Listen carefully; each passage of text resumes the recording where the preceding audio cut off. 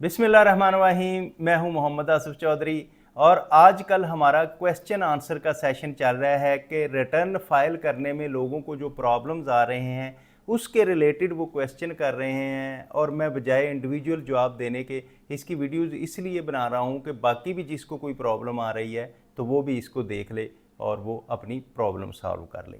तो आज का जो पहला क्वेश्चन आया है वो कहते हैं कि सर, जो कैपिटल एसेट का एक हमारा फॉर्म होता है जिसमें हमने 7E सर्टिफिकेट निकालना होता है, उसमें क्या सारे एसेट फाइल करना ज़रूरी है या सिर्फ उतने कर दें जो 25 मिलियन तक के हों?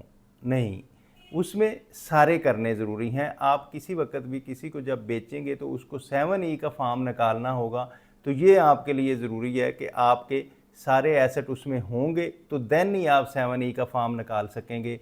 अदरवाइज़ आपको पता है कि वो रिटर्न रिवाइज़ करनी पड़ती है, उसमें प्रॉब्लम्स आते हैं, फिर उसमें कोई गलती होती है तो देन जाके आप 7E का फॉर्म लगाते हैं, निकाल सकते हैं। फिर उसमें आपको बहुत ज़्यादा कंसल्टेंट्स को पैसे भी देने पड़ते हैं, क्योंकि आपकी ट्रांसफ़र आपके सर पे आई होती है, मजबूरी होती है, मजबूरी में आप ज़्यादा एक्सपेंस करते हैं। तो इसलिए 7E फॉर्म में आप सारे जो कैपिटल एसेट का फॉर्म है सारे एसेट्स को डिक्लेयर करें।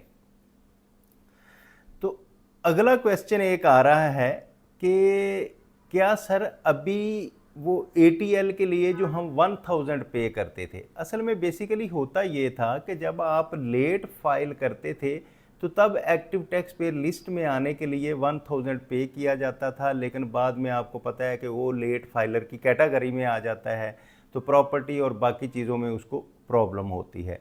तो अब जब आप लेट हो जाएंगे, जैसे कि अभी तो डेट है रिटर्न की 15 है अक्टूबर, 15 अक्टूबर के अंदर अंदर अगर आप रिटर्न फाइल करते हैं तो फिर आपको वो 1000 ATL का पे करने की ज़रूरत ही नहीं है, वो ज़रूरत नहीं है, और आपका एक्टिव टैक्स पेयर लिस्ट में आप अवेलेबल होंगे और रहेंगे और 1000 आपको पे करने की ज़रूरत नहीं रहेगी।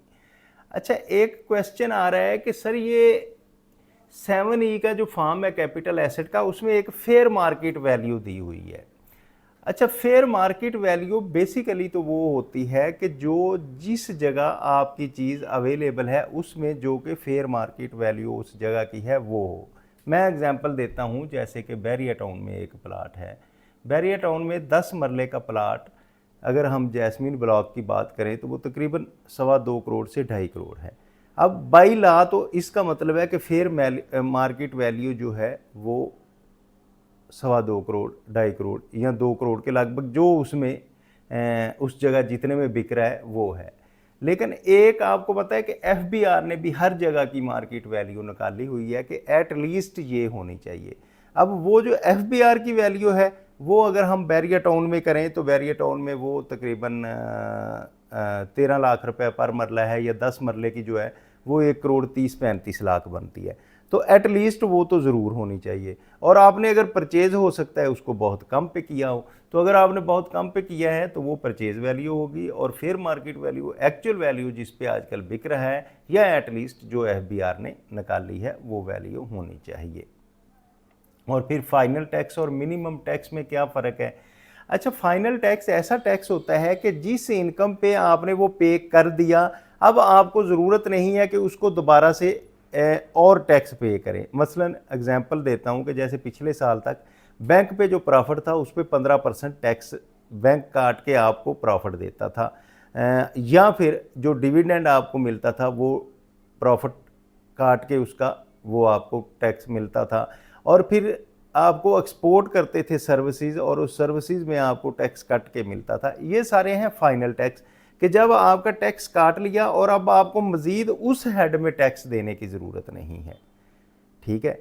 लेकिन मिनिमम टैक्स क्या है कि जब आप गुड्स सप्लाई करते हैं, आपका बायर जब पेमेंट करता है वो आपका 5.5% या 4.5% काट लेता है, या जब आप कभी कमीशन पे काम कर रहे हैं तो कमीशन पे काम करते हुए आपका 12% टैक्स काट लिया जाता है।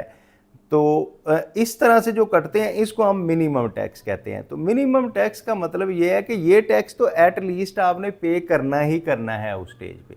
देन आप अपना प्रॉफिट एंड लॉस अकाउंट बनाएंगे, और जो प्रॉफिट एंड लॉस अकाउंट में आपको प्रॉफिट होगा उसके मुताबिक जो टैक्स बनेगा वो आप बाकी पे करेंगे, मिनिमम तो आपको पे करना ही करना है।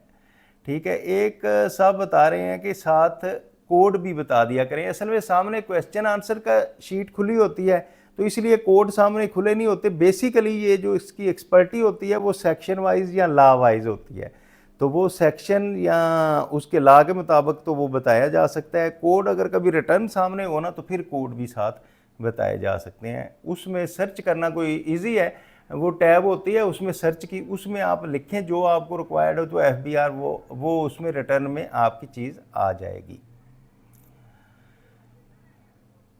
इसके अलावा क्वेश्चन आ रहे हैं सर तुसी ग्रेट हो, थैंक यू वेरी मच जनाब। अच्छा जी, उसके बाद आ रहा है जी 8 साल से इंडिविजुअल टैक्स रिटर्न फाइल कर रहा हूं और रेंटल इनकम की इस साल वेल्थ स्टेटमेंट में अनरिकनसाइल आ रही है। अच्छा, ये अनरिकनसाइल क्यों आ जाती है? बाज़ औक़ात ऐसा होता है कि आपका बैंक का जो है वो बैलेंस बहुत बढ़ चुका होता है, एक तो ये चीज़ हो सकती है। दूसरा ये है कि आपने कोई प्लॉट ख़रीदा और पैसे इधर उधर से उधार लिए और उसमें आपका पैसे आ गए तो फिर अनरिकनसाइल हो सकती है, या फिर आपने कैश में फिगर ज़्यादा डाल दी तो वो भी हो सकती है, या कोई एक्सपेंस ज़्यादा डाल दिए। और बहुत दफ़ा ऐसा भी होता है कि कोई मिस्टेक आप कर देते हैं, एक डिजिट एक्स्ट्रा डाल देता है तो वो लाखों की बजाय करोड़ों में फिगर चली जाती है, तो वो भी उसमें पॉजिटिव अनरिकनसाइल की आती है।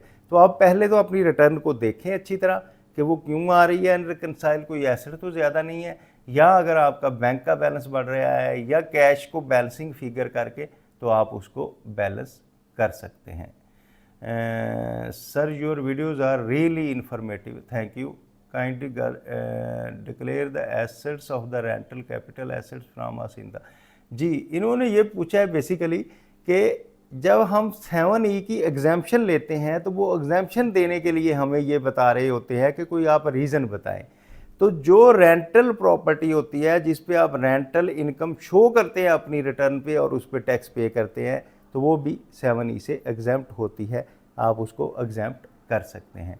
फिर आ गया सेल्फ असेसमेंट की एक्नॉलेजमेंट लेटर नहीं आ रहे हैं लेकिन थोड़े लेट आ रहे हैं, तो इसके लिए आप वरी ना करें। ये बहुत सारे लोगों की तरफ से क्वेश्चन आ रहा है जी, एक्नॉलेजमेंट के लेटर 120 जो असेसमेंट ऑर्डर का है वो नहीं आ रहा, जहाँ ईमेल नहीं आ रही। तो इस दफ़ा आपको पता है कि FBR ने काफ़ी उसमें चेंजेस की और चेंजेस करते करते कुछ चीज़ें शायद रह गई हों, तो इसलिए आपको नहीं आ रहा, उसके लिए वरी करने की ज़रूरत करी है।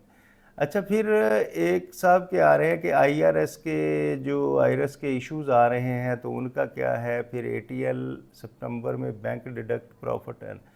जी, अगर आप एक्टिव टैक्स पेयर लिस्ट में नहीं होंगे, आप रिटर्न ऑन फाइल नहीं करेंगे, तो टैक्स जो आपके प्रॉफिट पे टैक्स डिडक्ट करेगा बैंक वो ऑलमोस्ट डबल होगा। पहले 15% होता था तो वो बैंक 30% करता था, 40%, अब 20% है तो वो 40% करेगा। तो यकीनन अगर आप एक्टिव टैक्स पेयर लिस्ट में नहीं होंगे तो बैंक आपका टैक्स ज़्यादा करेगा। रिटर्न में 7E का कोई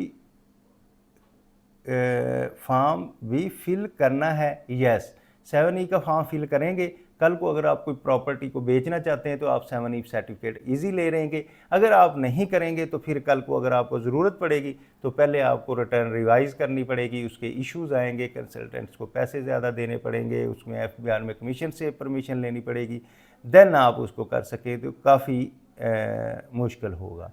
फेडरल गवर्नमेंट एम्प्लॉइज़ की सेल्फ हायरिंग किस तरह से डील करनी होती है? जिस दिन मैं सैलरी का लेक्चर दे रहा था, अगर आप मेरा सैलरी का लेक्चर है एक वो सुन लें तो उसमें दिया हुआ है कि आपको जितने भी अलाउंसेस मिलते हैं वो सारे अलाउंसेस टैक्सेबल हैं। तो सेल्फ हायरिंग भी बेसिकली एक अलाउंस है तो वो आप में टैक्सेबल होगा। अस्सलाम वालेकुम सर, तनख्वाह 2 माह ली है और पेंशन 8 माह ली है, इस सूरत में टैक्स रिटर्न।